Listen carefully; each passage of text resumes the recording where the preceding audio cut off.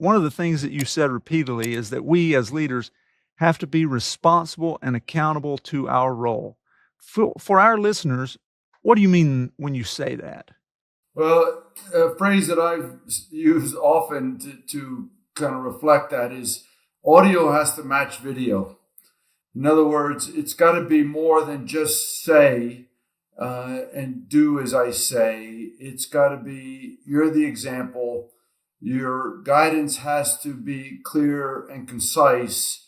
But more importantly, you have to stand behind that guidance. One, in execution, two, in supporting those that are doing that, and three, in the results. At the end of the day, I believe the leader is responsible and accountable for the results that are achieved.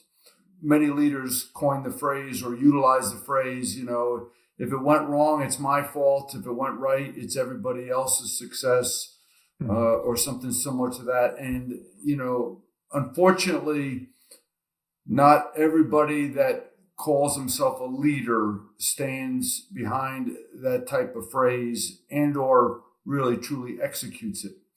And so I personally always found working for the leaders where audio and video matched really powerful.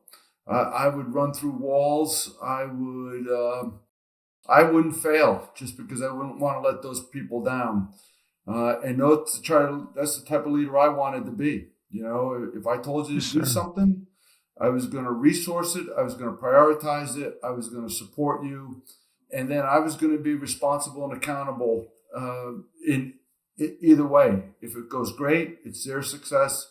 If it doesn't, it was my fault.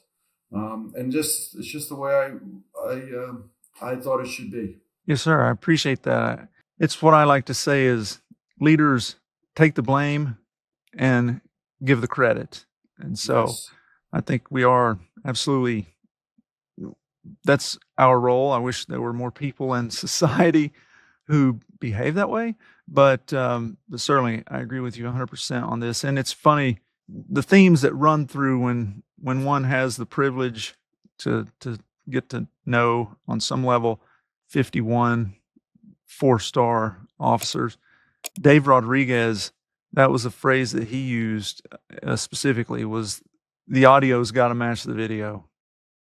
Yeah, it's so important. And, leadership varies from when you're younger to older. The volume of things that you have to take on, the responsibility of organizations, really can be of great magnitude. And sometimes it could be overwhelming, right? And so the ones, in my mind, the ones that were really being true leaders throughout their career, where they were in charge of 10 people or 190,000 people, the ones that have it in their core audio will always match video.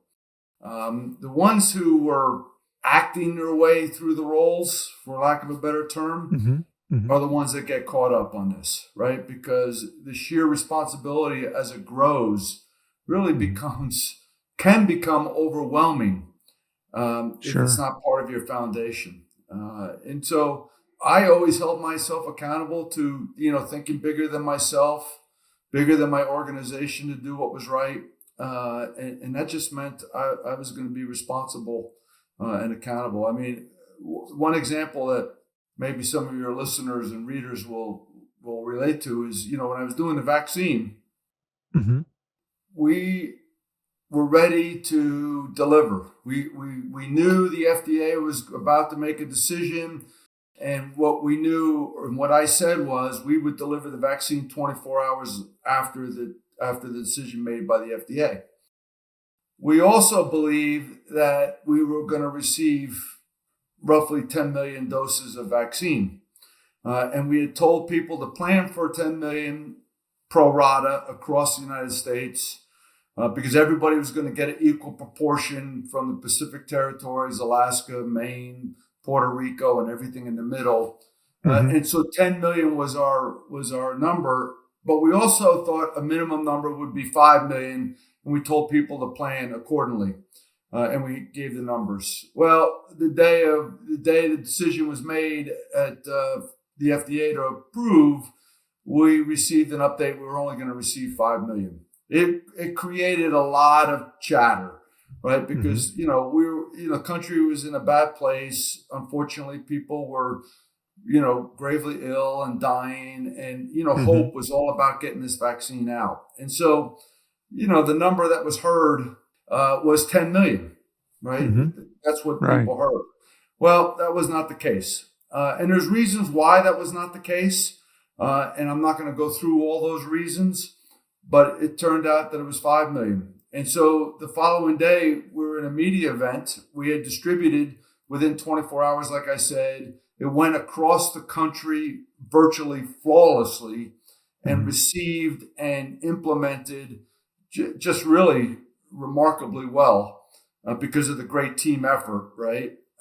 People were stuck on 5 million versus 10 million.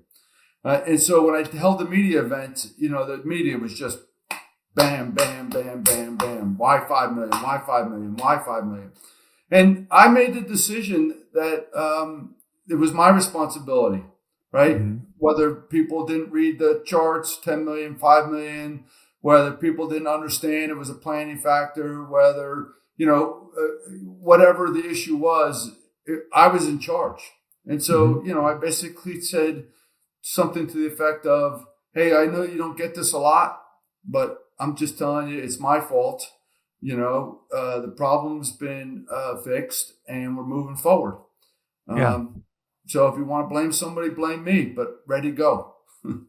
Right. And that's how it ended. So. Yeah. No, I think that's brilliant.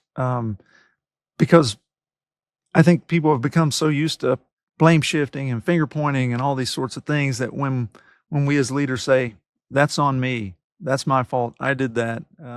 Even though you're not the person who's manufacturing the vaccine, you're not the person at the assembly line that's doing that, or quality assurance person that says, hey, these doses were left out of the refrigerator or whatever it may be. We've got to throw them all away so the numbers change. You weren't involved in that at all, but you said, no, buck stops here. I'm the person responsible. And I think that speaks volumes.